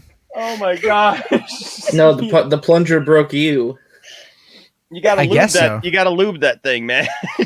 You gotta apply the O-ring gets dry and rotted out. Now here's my question. Is the O-ring glazed? Oh! How would you know? I don't know. Oh boy, it's getting rough in here. It's getting a little spicy for the pepper. Okay, a friggin' American dad. Right, thank you. Yeah, you win, Saggy. Oh God, spicy for the pepper. Jeez. Yeah, Francine All right, said it. I remember that. I Too remember that, spicy yeah. for the pepper. Oh my God. So I just Anyway. want to also say that Pepe Le Pew is not a sexual harasser. Thank you. Depends on the cartoon. Is he a full-on rapist? No. See, why don't people remember? Why don't people remember that the cat wanted Pepe, but because he stunk, that's why she was always Yes, that is. him. But sometimes. But that's what she wanted. She wanted the cat. Or she wanted Pepe because she thought he was a cat. She was a tease. You're saying she was a tease. No, I'm saying that Pepe was French and he'd always woo women and they'd always be down and be like, "Ooh, he's a handsome cat." But then they found out he was a skunk. There were literally episodes where the cat was literally trying to de-stink him just so she could be with him. So when people are like, Pepe Le Pew was a sexual harasser and he was trying to sexually assault that cat, I was like, what cartoon were y'all watching? Because the cat, in the first time we saw the episodes, she was in love with Pepe. She wanted him, but he stunk. That was the whole gimmick. Because people have only have memories of him trying to like force her, like squeezing her and stuff, and her resisting him and stuff like that. But yeah, there were absolutely stuff like that. So I mean, they had a complicated relationship. Yeah, she wanted him. She was in love with him. It's just he smelled Well, bad. the way they That's what it framed the was. cartoons, But did though, she like, ever vocalize that? That's the question. Well, the thing That is, in she the never cartoons, like talked. Ryan points out, though, they framed it as the cat's in the right, the cat is the real hero, and she's the victim of Pepe. Like, they But make she Pepe kind of wasn't. like in the wrong. Right, but Well, I'm saying that's the way the cartoons framed it, though. That's not how the cartoons framed it. If you go back and watch the old Pepe Le Pew cartoons, every time they started the episode, it would start with the cat wanting to be with Pepe, and then she'd get close to him and realize that he smelled, so she'd try to run away because he smelled bad. That's all it was. And he didn't know that she didn't like the scent. He was just trying to woo her, and that's all it was. It had nothing to do. Like, if you rewatch those cartoons, it always starts with her wanting him. Well, and then you know she what, realizes Saggy? he At this stinks. point, I think the only person that can settle this debate is LeBron James. Well, good luck. Yeah. I mean, clearly, well, LeBron's not the one who cut that scene out. It was the director, Malcolm D. Lee, who didn't want to do it. Yes, I know. Anyway, here, William here with the $5 super chat.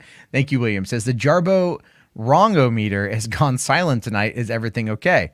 Do you mean me predicting the events of today? I mean, you were pretty on point when we were talking about this. I mean, I didn't think it was gonna, Yeah, I mean, like, I appreciate your patronage, William, but just remember that Jarbo's usually pretty right. Yeah, just real quick, I just wanted to comment on what happened. It is a shame. I know a lot of people involved with that motion comic. I never wanted to see it get canceled. I was very much invested in seeing it.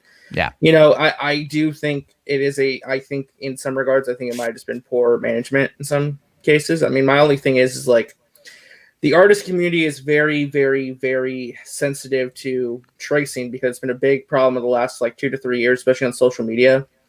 So I don't think anyone was working on that with ill intent, obviously. But my only, just like constructive feedback looking after the point is that I know they're looking to be inspired by other artists, which makes sense because Jim Lee and other artists worked on the storyboards. But perhaps it should have just been 100% original art because, again, once you get accused of tracing, it's very hard to defend yourself and mount a comeback because, Butch Hartman faced something like that. He was caught tracing and he's pretty much been ostracized from the artist community. Same with a lot of other artists on social media as well. So it's a shame what happened. I hope, I don't know.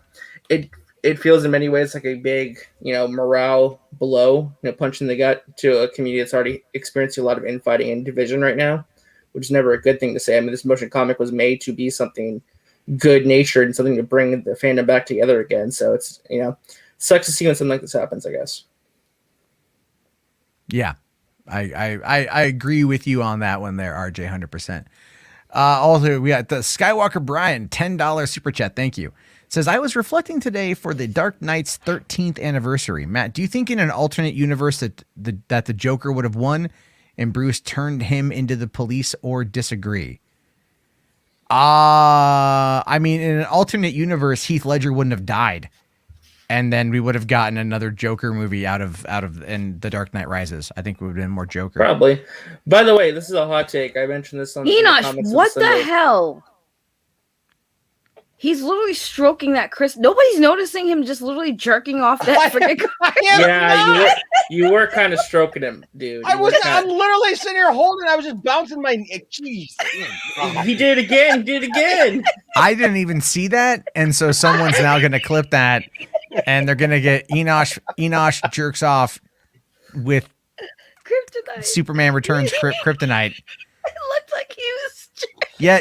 I'm For some reason, sitting here reading the thing and listening to you talk about the Joker. And wait, hold on. I was just bouncing my knee, and it was yeah. And you're doing that right now. Let's hold on, folks. Let's bring him up full screen. Let's get this full effect here. We need you to. You want it, huh? We need you to recreate the embarrassment. Is this what it was? Is this what? Oh my god. There we go. That's. Stop. It looks so sus. What in the okay? I was like looking at the screen, like, what the hell is that bouncing in his That's not even what I was trying to get. Leave it to Saggy. I swear to God, I'm just sitting here like I'm like reading the thing and just bouncing my knee, like just because I was holding this thing. Thank you, Saggy. I was trying to. Enosh caught in 4K.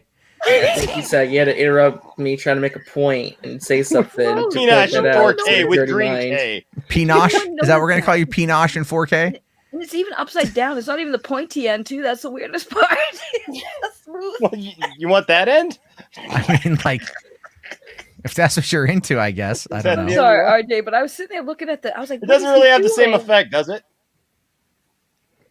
No, it really doesn't. It just looks like you're getting a blowjob from a sim.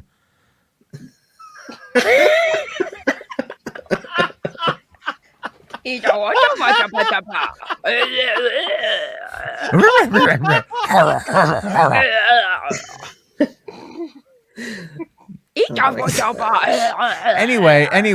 What I was trying to say was that my hot take is that I think that The Dark Knight Rises is actually a good movie. It's a little bit too much hate. It's not perfect. I think it's the weakest of the trilogy, but I still contend it's a good movie.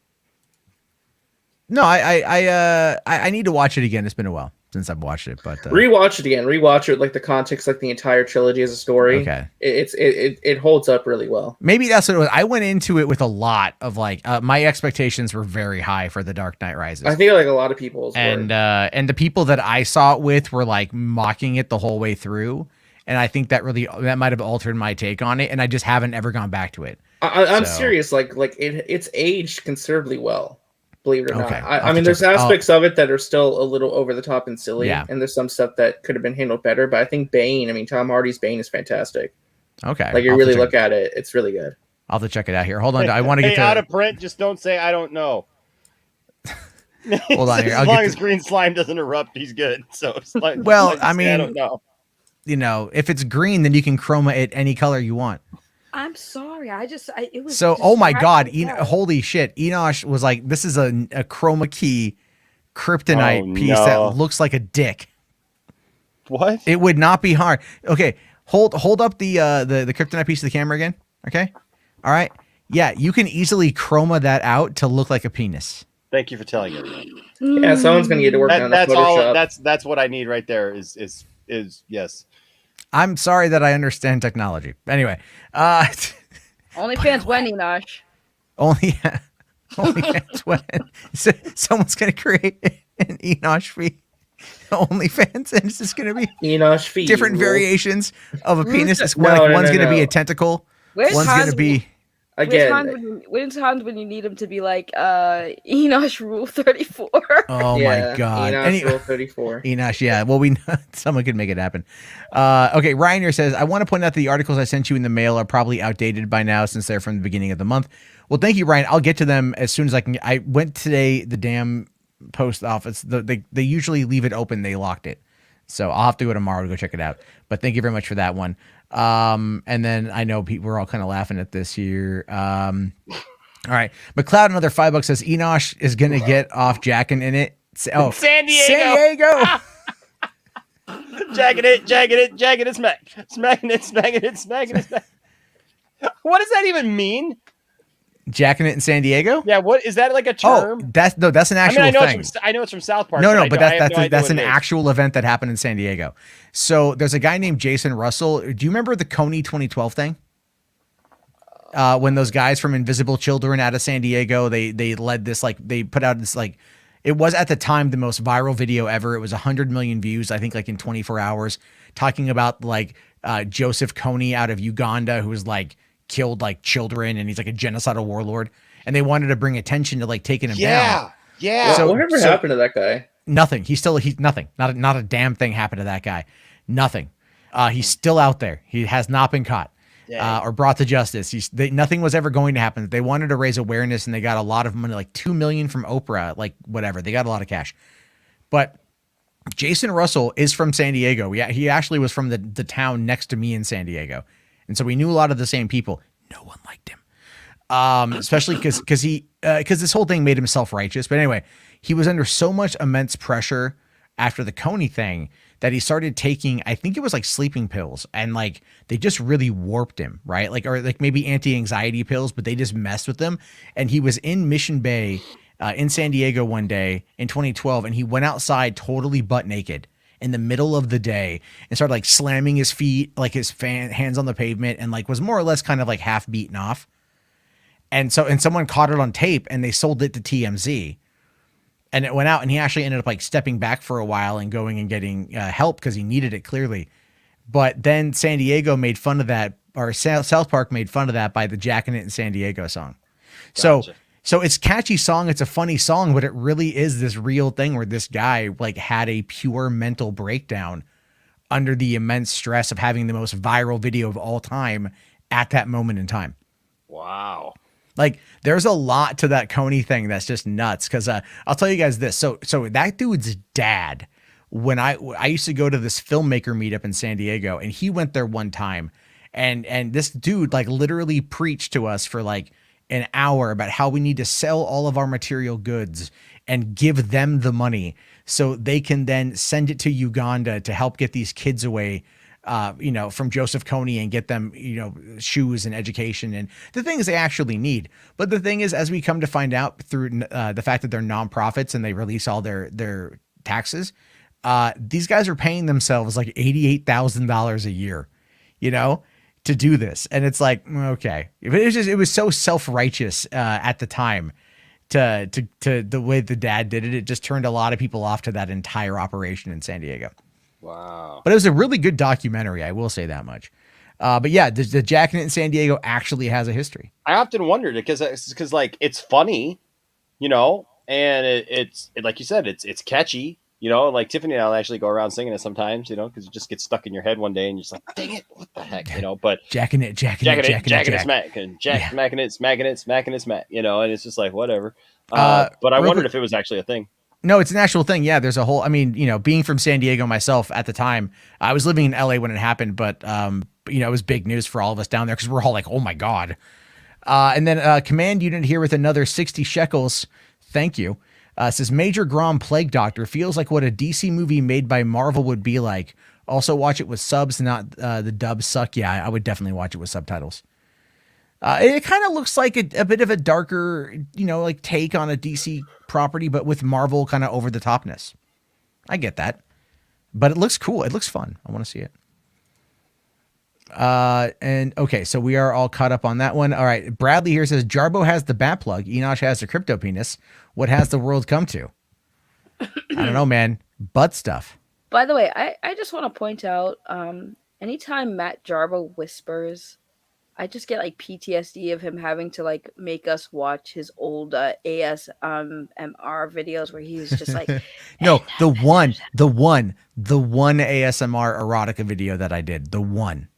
Look at Enosh. Yes, that's a thing. Yes, that's no real. thing. Please don't play it. I don't want to listen to that. Please don't. Yes, that's real. They're Yes, that's real. Good God, Jarbo! Like, what? He got paid to do it. A sexual I got. So what I called it? What? Do. Hold on. No, I wasn't paid to do it. I was dared. I was dared. Did you to say do you it, were so bent?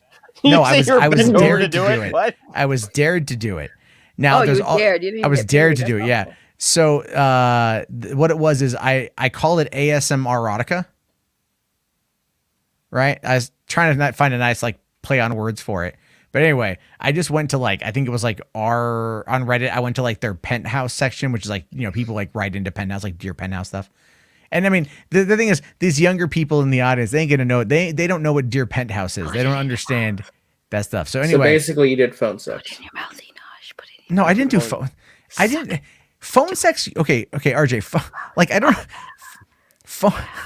Phone sex requires you to have somebody else on the other line of the phone that you are doing your thing to. So Saggy and I got to talk about it on a private stream, something. So it's. I'm just saying, like phone's on. You can't be doing that in a guy's ear. Yeah, it wasn't like if somebody. Well, you do. Trust me, I know. You do suck your. Ryan, RJ just became a man. It's like, jeez. RJ's room looks like the equivalent right now of Stan's dad when the internet went out and like he was. I know. Oh my God. Saggy's all like. and Ryan, RJ's just like. Well, that what's funny is there was a Give conversation. Me another 20 seconds. Hold on. Oh, what the hell? All right, so you know what? I love it that you're out of sorts, Matt. Yet we started this conversation talking about you doing a sexual ASMR. Then Saggy was making all kinds of slurping sounds to this, and then it got derailed. Well, no, because it's fine. It's fine that it gets derailed. I have no problem with that whatsoever. I find it to be kind of funny because I'm just like I'm trying to process like who is saying what and how they're saying it, and then here comes RJ with the hold on. I just need 20 more seconds, and then I'm like, okay. It just catches me. Anyway, got it timed out. Yeah, we got this one here. All right, so Shiny 311 talks about flash leaks. Somebody was asking about this. Somebody was asking about. Yeah, I'll pull them up. Hold on. I have them. I have them right here. I have the one he's talking about. I just got to bring it up here. New ones? Are they new? Okay, I just need to ask, what is a shekel? It's a shekel currency. It's a form of currency out of Israel. Israel. Yeah. Oh. Yeah, I know. On the internet, it can mean a number of different things. In fact, I honestly thought that it was made up until like a couple years ago. So, because like I'd never experienced, I've never like really looked into like what Israel is all about. Like I know what's there, but like it's not, it's never been in my wheelhouse of education. It is a lot more now. I love the fact that Hans just joined and he's like, he thinks he's saying something by saying Enosh still has that green dildo, completely missing everything. You missed everything. You missed everything. Yes. Yeah, you missed everything. So this is according to. Is this an essay? This is well, it's not so much an essay. Hold on, we'll just That's a lot. It's a lot. It's not that bad. It's not that bad. It really is not that bad.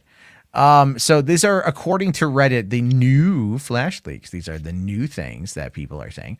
So what we know here, according to the unverified, by the way, Supergirl is not the daughter of Christopher Reeve Superman. She is taking Flashpoint Superman's story, and she was sent to Earth instead of Kal-El. She isn't Laura Lane Kent. She is Kara Zor-El. Okay, I could kind of see that as like, I think that's a mistake.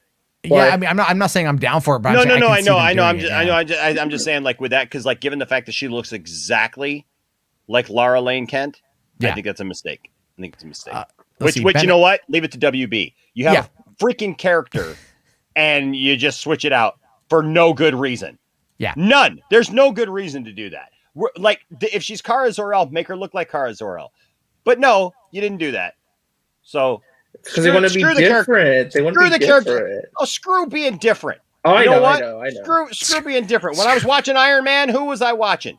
Tony Stark. Who was Robert Downey Jr. playing? Yeah, Tony Stark. Yeah, so you know what? Iron Man fans were happy about that, weren't they? They didn't have they didn't have to feel betrayed every time they turned around because they went in expecting, hey, I'm going to get something good because I recognize this. Nope, because we know better.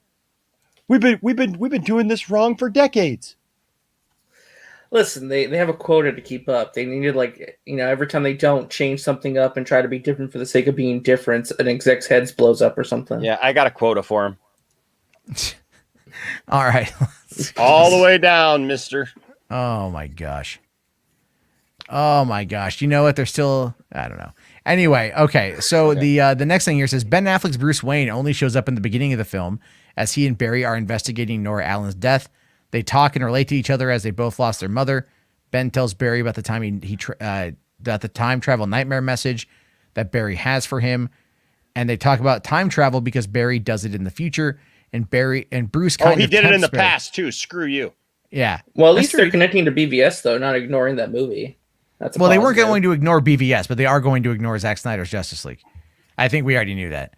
And then Bruce kind of tempts Barry to go back in time and prevent his mother's death, even though they don't know the consequences, by telling them if he had his powers, he would have much self-control, or probably wouldn't have much self-control. That tempts Barry to change the past. That's the only time Affleck's Bruce Wayne appears in the film. I mean, I don't think it sounds a little believable. I mean, it sounds a little believable, but at the same time, I don't think Bruce would sit there and say, I wouldn't have that much self-control. I don't know. I don't buy that. Grant Gustin's Flash shows up towards the end of the film and has a heart-to-heart with Ezra's Flash about making the hardest choice and letting his mother die in order to save the timeline and multiverse. Grant mentions his Flashpoint to Ezra. Black Flash and Mirror Master are the villains of the film, and the Trickster has a comedic cameo. Yeah, but this is not going to be Oh, they gender swapped Mirror Master though. Let's see. Yeah, they did. And Black Flash will be CGI and will look extremely scary. And Trickster is played by Rudy Mancuso. That's that TikTok star apparently. Woo. Yay. And then they're thinking of having Ezra Miller voice Black Flash. Okay. Was Black Flash in the CW show? Yes. I don't know. I stopped watching. Mirror Master story is changed in this film. She is the Black daughter. Flash, you missed Black Flash is after the Flash for endangering the Oh, multiverse. thank you. Black Flash. There we go. All right. Okay. Yeah, I did miss that. Okay. Mirror Master story is changed in this film. She is the daughter of OG Mirror Master, who was one of Keaton's old enemies. And Wait, why would it be one of Keaton's old enemies? So that's a Flash villain, not a Batman villain. Rogues Gallery stuff here. You know what I mean? They're going to cross it over. I guess. In Keaton's timeline, metahumans are illegal. So when Argus hears about the Flash, they send Mirror Master to capture him.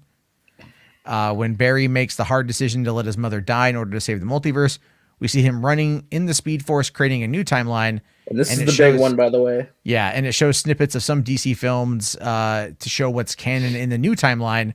The films we see are Wonder Woman 84, Batman 89, Batman Returns, Aquaman, Man of Steel, Shazam, Birds of Prey, The Suicide Squad, and Black Adam. Everything else is not canon. This is their new canon. So Zack Snyder's Justice League, obviously, and then no BVS. Well, it doesn't look like Justice League at all. No Justice League at all, apparently. Yeah, no Justice League at all, and then also no Suicide Squad. The Suicide Squad, yes, but no Suicide Squad.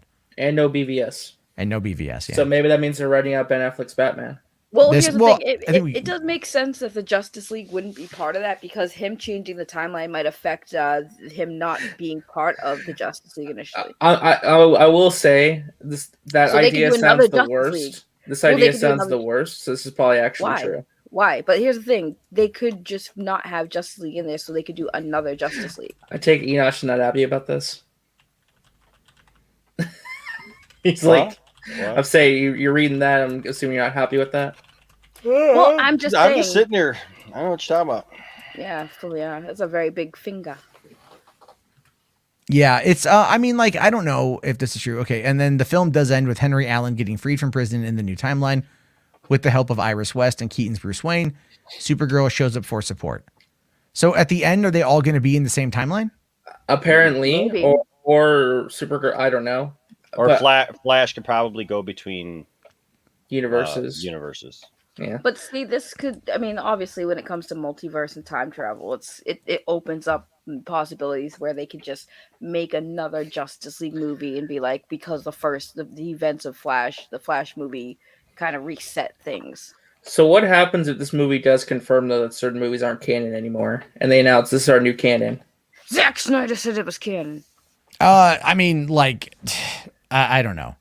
They're gonna have to give me. You know what? We have the Batman. Well, without a Justice League movie, the Aquaman movie doesn't make much sense given the fact that they actually reference Steppenwolf.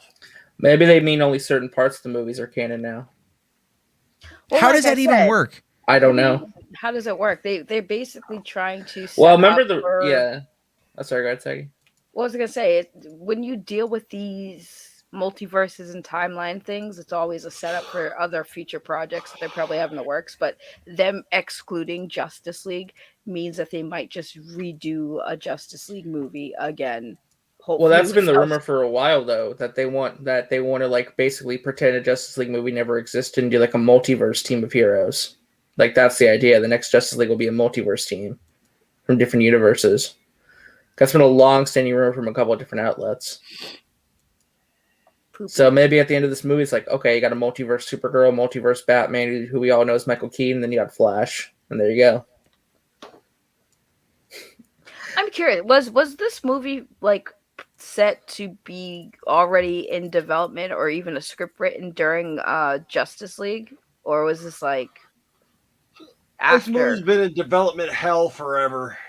Pretty much, yeah. Yeah, they first announced it back in 2014. It was supposed to come out in 2017. Yeah. Then it kept getting delayed. Then they almost fired Ezra Miller. He wrote a script with Grant Morrison. That got capooshed. They hired the directors of Game Night. They left. Seth Graham-Smith left. Lord Miller left.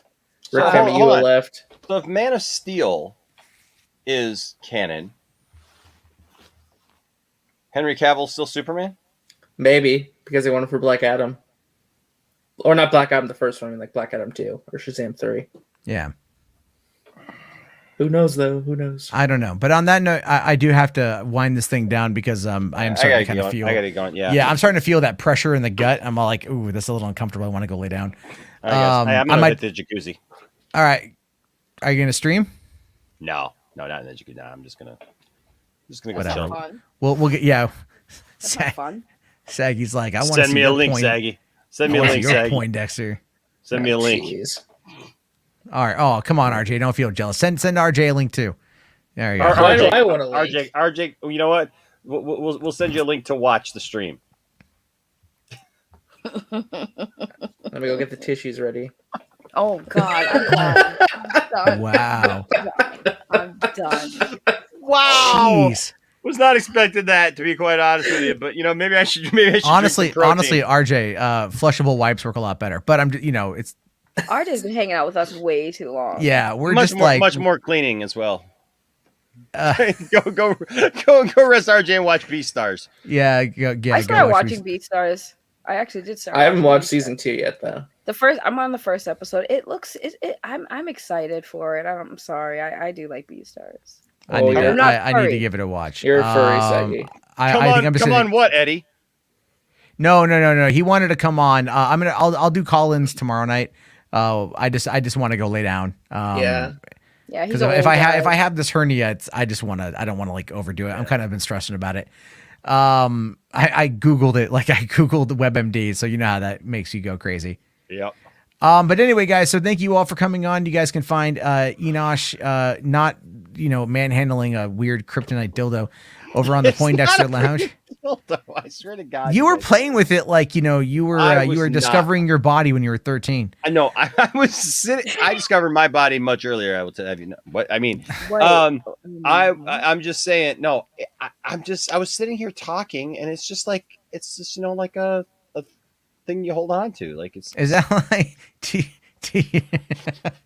you sit there with Tiff and you just like talking to her, and then you just start randomly like, "What's going on? How you doing?"